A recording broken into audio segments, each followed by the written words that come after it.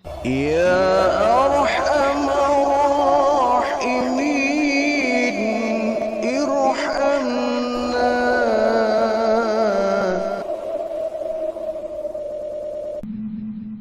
Salli wa sallim ala sayyidina Muhammad wa ala ali sayyidina Muhammad. Para pecinta dakwah, pecinta ta'lim, ikhwan fillah rahimakumullah. Kembali kita akan mengkaji kitab Nasaihul Ibad. Ada satu hadis di mana baginda Rasulullah sallallahu alaihi wasallam bersabda, "An-najwa tuhassinul asrara, was-sadaqatu tuhassinul amwala, wal ikhlasu yuhassinul a'mala, was-sidqu yuhassinul aqwala, al-masyuratu tuhassinul ara'a." Ada ada lima pesan dari baginda Rasulullah sallallahu alaihi wasallam. Ada 5 penjagaan beserta fungsi-fungsinya yang kaitannya dalam kehidupan manusia. Penjagaan ini akan sangat berarti dalam kelangsungan kita menghadapi kehidupan dunia ini. Ada 5 penjagaan menurut baginda Rasul. Yang pertama, an-najwa tuhassinul asrara. Berbisik-bisik itu akan menjaga rahasia. Was-sadaqatu tuhassinul amwala. Sedekah itu akan menjaga harta. Wal ikhlasu yuhassinul a'mala. Keikhlasan itu akan menjaga amal. Was-sidqu yuhassinul aqwala. Jujur itu akan menjaga ucapan. Al-masyuratu tuhassinul ara'a. Dan musyawarah tentang urusan itu akan menjaga keliaran pendapat. Coba kita lihat lebih dekat lagi. Mudah-mudahan bisa kita ambil sari inti dari hadis ini. Yang pertama, an-najwa tuhassinul asrara. Berbisik-bisik itu akan menjaga rahasia. Berbisik itu akan bisa menjaga privasi, kepentingan dari urusan tersebut. Ada tatkala kita berserta kawan kita, ada sebagian urusan yang mesti kita bicarakan dan diketahui oleh orang banyak. Ada mungkin urusan-urusan yang kita tidak boleh diketahui oleh orang banyak. Hanya teman terdekat kita sajalah.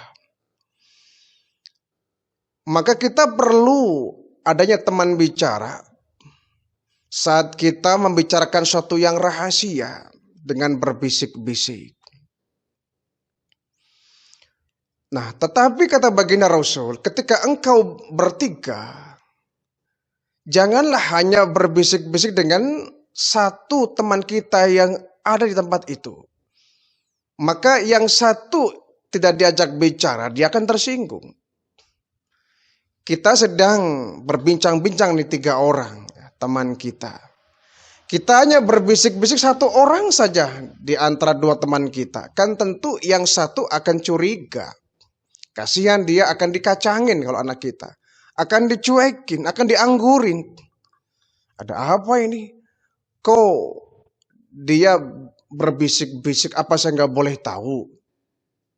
Jadi kalau kita berbisik-bisik, usahakan cuma kita dengan 1 orang teman kita, lawan bisik kita. Jangan ada 5 orang berkumpul berbincang-bincang ya, ngobrol. Hanya 1 orang yang kita ajak untuk berbisik-bisik, maka yang lain akan tersinggung. Apa? Kenapa harus berbisik-bisik? Saya nggak boleh tahu. Nah, itu juga akan menjadi sebuah masalah. Kita Harus memilah dan memilih mana kira-kira berita yang harus kita sampaikan secara luas. Dan mana kira-kira berita yang mestinya kita rahasiakan. Jangan sampai berita yang sifatnya rahasia kita umbar di depan orang. Umpama kita sedang kesal nih dengan istri kita di rumah. Kita mungkin boleh curhat, berbagi cerita dengan teman, minta solusi misalkan. Itu sah-sah saja. Tetapi jangan sampai kejelekan istri kita atau kejelekan orang tua kita jadi bahan topik pembicaraan dan teman bicara kita banyak gitu. Mendiskusikan kejelekan orang tua kita, mendiskusikan kejelekan istri kita, ini tidak bisa dibenarkan. Salah yang seperti ini. Kita mungkin punya sahabat, punya teman yang dekat dengan kita. Ketika dia ada masalah pun ke kita ceritanya.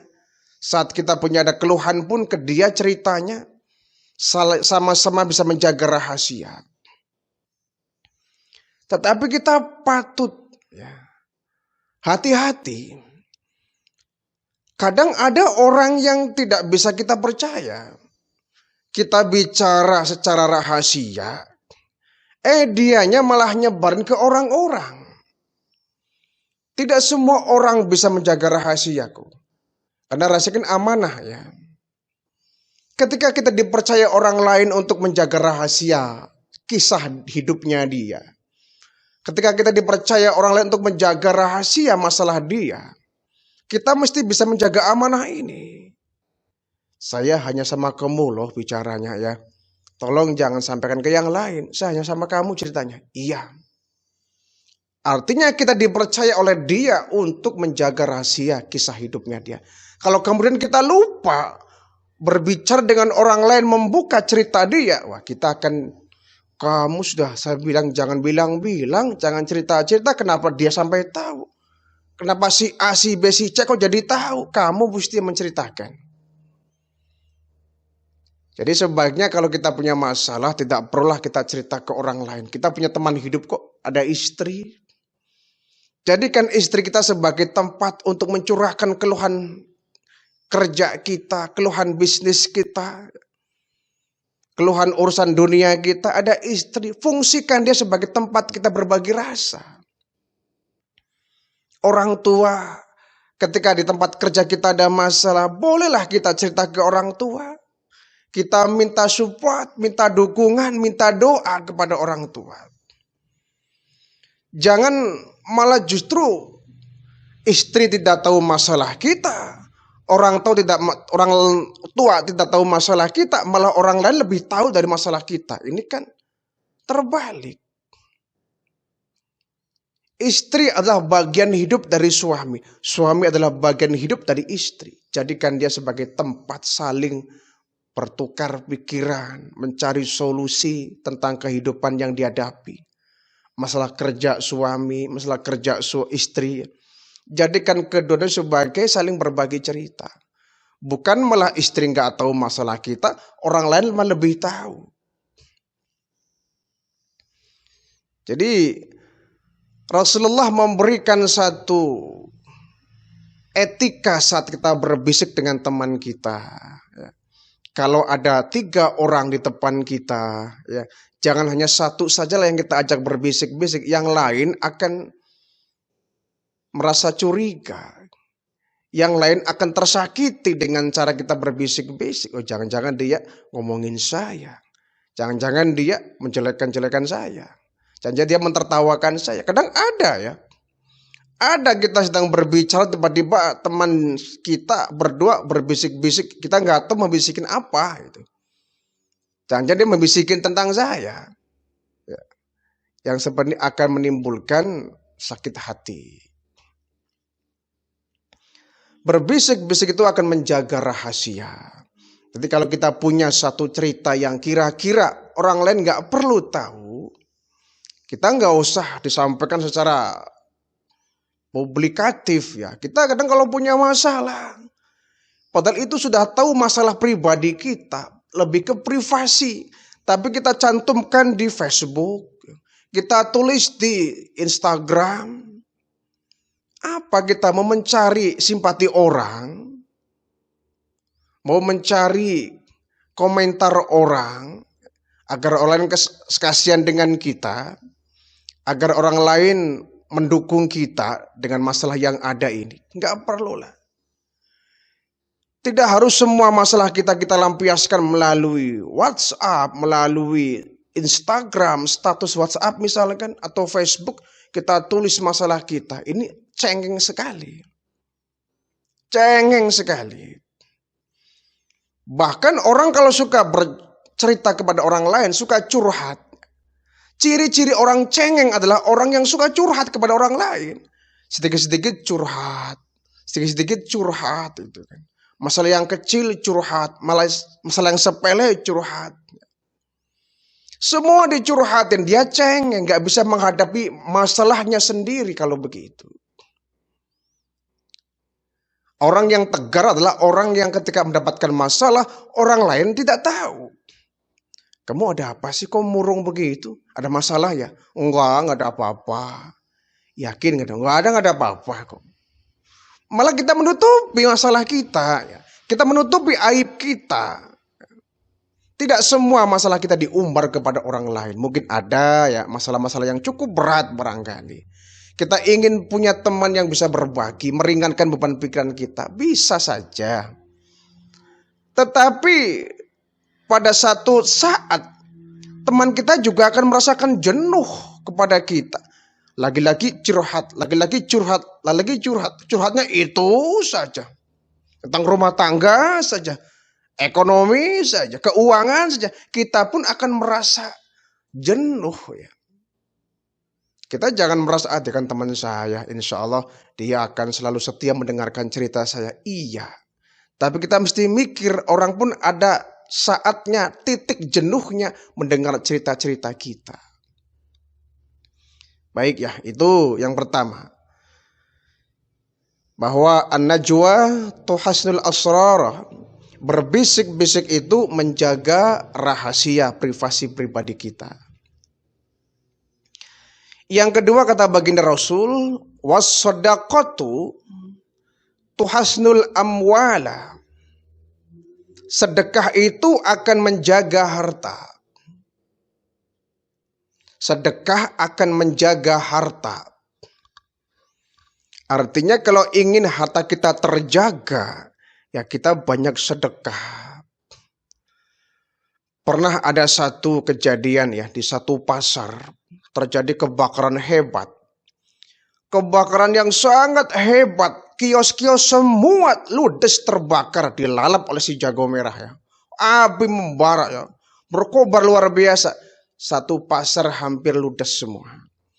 Tapi di antara kios-kios yang terbakar, aneh, ada satu kios di tengah-tengah letaknya itu tidak terbakar. Yang lain gosong, habis dimakan oleh api. Ini ada satu kios yang utuh, dagangannya nggak terbakar, tidak ikut hangus. Orang tercak kagum, nih luar biasa ini. Apa nih rahasia orang ini? Jangan-jangan punya jimat nih. Jangan-jangan dia punya pengasihan. Jangan-jangan dia punya benda yang bisa menyelamatkan. Ketika diwawancara, ternyata kehebatan orang ini, dia ahli sedekah. Ahli sedekah. Dia tidak ada hari tanpa dia bersedekah. Uang hasil dagang di kiosnya itu tiap hari pasti ada yang orang lain yang dibagi ya. Berbagi kepada orang lain. Dia suka berbagi kepada orang lain dari rezeki yang dia dapatkan hasil berdagang. Jadi orang berpikir, oh ini rupanya rahasia. Kenapa dia nggak ikut terbakar kiosnya? Dia ahli sedekah. Dia suka berinfak, bersodako, menolong kepada orang lain yang membutuhkan. Ini barangkali ya. Sedekah bisa menjaga harta. Sementara orang yang bakhil, orang yang nggak suka sedekah, orang yang menganggap hartanya milik dia mutlak, orang yang nggak perlu merasakan harta dia, Orang yang bakhil semacam ini dia akan ditenggelamkan kebahilan sendiri. Berapa banyak contohnya orang yang kikir, yang bakhil, yang pelit, kemudian dia menemukan musibah, dilalah dia sakit, uangnya terkuras habis untuk operasi. Ada yang seperti itu. Karena dia bakhil, dia pelit, dia nggak mau berbagi, akhirnya hartanya habis dengan sendirinya dengan tidak berbagi kepada orang lain. Jadi sedekah ini akan menjaga harta kita. Janganlah kita punya satu asumsi bahwa kita kalau banyak sedekah, ya habislah harta kita. Itu pemikiran yang pendek ya. Itu pemikiran yang pendek. Secara matematika mungkin iya, kita punya uang 100.000, 50.000-nya kita kasih ke orang. Secara matematika berkurang uang kita. Secara ilmunya Allah, justru 50.000 itu yang pergi dari kantong kita akan memancing rezeki yang berikutnya. Yang jelas harta yang dibagikan kepada orang lain, yang diinfakkan, disodakohkan bukan berkurang tapi bertambah. Itu formulanya Allah Subhanahu wa ta'ala. Sementara orang yang bakhil, orang yang pelit justru akan semakin dikurangi hartanya. Kalau dia berharta, maka akan dibuang keberkahannya. Na'udzubillah min dzalik. 2 ya. Yang ketiga kata baginda Rasulullah, wal ikhlasu yuhassinul a'mal. Keikhlasan itu akan menjaga amal. Keikhlasan akan menjaga amal tentu ya. Kebalikan dari ikhlaskan riya. Orang yang punya penyakit riya jelas akan mengurangi pahala, bahkan akan menggosongkan pahala. Orang kalau sudah beribadah niatnya bukan karena Allah tapi karena orang lain, ingin dipuji orang lain, ingin dinilai oleh orang lain, jelas dia niatnya bukan karena Allah tapi ingin komentar dari orang lain. Sementara kita ibadah kan harus mendapatkan pahala. Ingin agar sholat kita, puasa kita, zakat kita, haji kita, ingin bernilai pahala. Ingin menghasilkan pahala. Tetapi kalau ketika kita beramal, ketika kita beribadah, disusupi riya, ya orang kalau sudah riya pasti dia akan kehilangan ikhlas. Tidak mungkin riya dengan ikhlas bersatu, tidak mungkin. Ketika riya hadir dalam hati kita, ikhlas akan pergi. Ketika ikhlas hadir dalam hati kita, kembalikan riya pun akan pergi. Tatkala kita beribadah ikhlas karena Allah, kita nggak akan peduli orang lain ngelihat atau tidak, masa bodoh. Orang lain memuji atau tidak, masa bodoh. Orang lain akan memuji kita, komen kita, masa bodoh. Ini saya niatkan lillahi ta'ala. Salatku lillahi ta'ala. Puasaku lillahi ta'ala. Zakatku lillahi ta'ala. Sedekahku lillahi ta'ala. Haji umrahku lillahi ta'ala. Kalau lillahi ta'ala ini hadir, insya Allah riya akan pergi. Tetapi kalau riya yang ada dalam batin kita, awal kita beribadah sudah dibungkus dengan penyakit riya, bagaimana mungkin riya akan bisa mendatangkan pahala? Wa ma umiru illa liya'budullaha mukhlishina lahuddin. Bahwa Allah tidak memerintahkan kita untuk beragama, untuk melaksanakan penyembahan, untuk beribadah kepada Allah mukhlishina lahuddin, kecuali harus dengan penuh keikhlasan. Ikhlas itu kan artinya berbuat tanpa pamrih. Kalau kita sudah berbuat ada embel-embel pamrih, ya bukan ikhlas. Kita bersedekah nih, berbagi kepada orang, ya, nyumbang ke orang, memberikan bingkisan kepada orang, tetapi disyuting, minta difoto, minta disyuting, agar apa? Bisa disebarkan kepada orang lain. Ini kan sudah kebungkus penyakit riya. Tidak kok Pak, Saya itu berbagi kepada orang lain, di foto disebarkan kepada orang, mungkin bisa merangsang orang lain. Ya, boleh. Tetapi kan itu sedikit sekali. Kalau kita beribadah kemudian dengan niat agar orang lain mencontoh apa yang kita berbuat, itu sih bagus. Itu mulia, kita dapat pahala dari sebab orang lain mengikuti kita. Tetapi kalau kita nggak hati-hati, akan berbalik itu. Bukan memberikan contoh kepada orang lain, malah justru kita ingin agar yang kita lakukan dipuji oleh orang lain. Kalau sudah ada niat ingin dipuji oleh orang lain, berapapun besarnya sedekah yang kita keluarkan akan nol nilainya.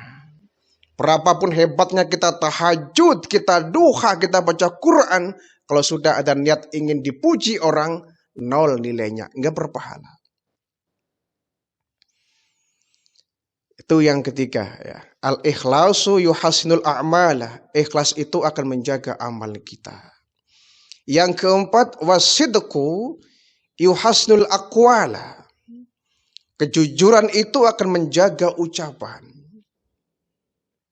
Sebaliknya, kebohongan, kedustaan itu akan merusak ucapan kita. Orang kalau sudah jujur, ucapannya dipercaya orang.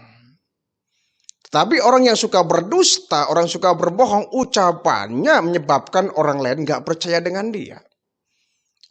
Jadi jujur ini akan menjaga ucapan kita. Orang yang jujur ucapannya berwibawa. Orang yang jujur ucapannya membuat orang lain percaya. Tetapi kalau kita suka berbohong, suka berdusta, ucapan itu justru akan membuat orang lain gak percaya. Alah, ngomong apa kamu tuh? Pembohong, banyak omong. Udah, kita gak punya wibawa. Gak punya wibawa kita kalau sudah dicap sebagai pembohong, pendusta. Jadi bibir ini sering sekali ya. Dalam sehari kita mungkin kalau menghitung berapa puluh kali kita berdusta dalam sehari ini. Kita mesti nimbang-nimbang ya, dalam hidup ini 24 jam, lebih banyak jujurnya kah? Lebih banyak dustanya? Mungkin kita lebih banyak dustanya barangkali. Kita jujur itu hanya di momen tertentu saja, di mana kita harus jujur. Tapi lebih banyaknya kita berdusta. Orang lain bilang katanya jujur itu menyakitkan, belum tentu juga. Memang iya, di kas tertentu, di masal tertentu, jujur kadang-kadang menyakitkan, tetapi dia akan berujung kepada keberuntungan. Sementara orang yang berdusta, mungkin satu saat dia akan merasakan keuntungan, kebahagiaan, kesenangan. Tapi sampai kapan? Pada akhirnya dia akan merasakan penderitaan dan kesengsaraan dari sebab dia berdusta. Pegawai yang jujur insya Allah akan selamat. Tapi kalau pegawai yang tidak amanah, itu akan celaka itu. Pejabat yang jujur akan selamat dia. Tapi kalau pejabat sudah berdusta, berbohong, manipulasi, mungkin di awal dia bahagia mendapatkan keberuntungan. Tapi yakinlah satu saat dia akan menemukan kesengsaraan dari sebab dia berdusta, berbohong. Baginda Rasulullah SAW contohnya. Satu semenanjung Arabia percaya kepada baginda Rasul. Kenapa? Dari kecil Nabi gak pernah bohong. Gak pernah berdusta. Gak pernah bicara yang tidak ada buktinya. Yang disampaikan baginda Rasul selalu benar. Sehingga Rasulullah terkenal al-amin, orang yang bisa dipercaya. Itu pun ya, baginda Rasul tetap aja dicap sebagai pembohong lah, pendusta lah, orang gila lah, saat beliau kemudian menyampaikan dakwah Islamnya. Itu sih resiko dakwah ya. Tapi pada kenyataannya Nabi merupakan orang yang paling jujur. Sehingga ucapan beliau banyak membawa orang lain untuk masuk ke dalam Islam. Adapun yang kelima kata baginda Rasul, al-masyuratu tuhasinul ara'a. Musyawarah itu akan menjaga pendapat-pendapat yang liar. Musyawarah itu akan menjadikan orang yang beropini liar akan terkumpul. Dengan musyawarah, maka pendapat orang yang banyak bisa kita tampung. Dengan musyawarah, orang-orang yang punya ide bisa kita akomodir. Dengan musyawarah, orang yang berbeda pendapat, orang yang berseberangan dengan kita, tidak akan liar. Tentu dalam musyawarah itu ada yang setuju, ada yang tidak. Itu sih dinamika bermusyawarah, pasti ada. Tapi harus menjadi satu kesepakatan tatkala sudah menjadi keputusan musyawarah itu, setuju nggak setuju harus ikut itu. Tapi paling tidak dalam musyawarah itu, orang yang berseberangan dengan kita, orang yang mungkin punya pendapat lain, itu nggak liar. Tidak ngomong di belakang. Yuk kita musyawarah, kita bicarakan yang baik bagaimana, kan begitu. Si A punya pendapat ini, si B punya pendapat itu. Yuk kita semua pendapat yang ada, kita rembukan satu meja, kan. Bagaimana solusinya, bagaimana terbaiknya. Sehingga semua masalah bisa diakomodir. Semua pendapat bisa dipertanggungjawabkan. Bisa dikerjakan bersama-sama. Itulah asiknya musyawarah. Tapi kalau musyawarah ini tidak dilaksanakan, yang ada miskomunikasi. Terputusnya komunikasi. Yang menyebabkan orang terkadang ada ketersinggungan, ada gesekan, ya. Ada kesalahpahaman. Kenapa? Nggak ada musyawarah. Nggak ada dialog. Inilah pentingnya dialog. Agar kita menjaga miskomunikasi. Perpecahan, pertengkaran, permusuhan gampang timbul dari miscommunication. Terputusnya komunikasi. Sehingga orang saling mencurigai. Orang saling menuduh dan lain sebagainya.